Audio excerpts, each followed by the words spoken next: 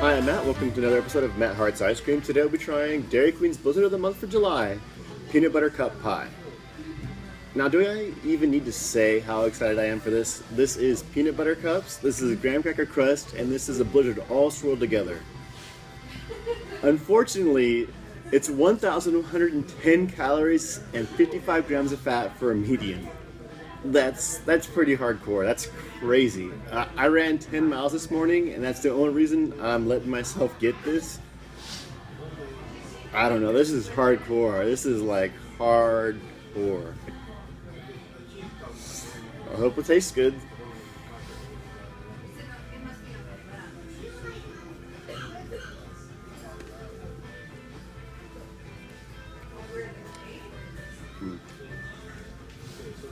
I love Reese's. They're so awesome. They're usually one of the best candies in the world.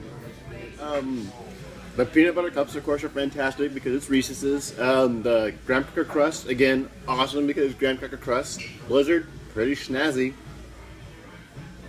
So on a scale of 1 to 5, I'm going to have to give Dairy Queen's Blizzard of the Month Peanut Butter Cup Pie 5 scoops of happiness.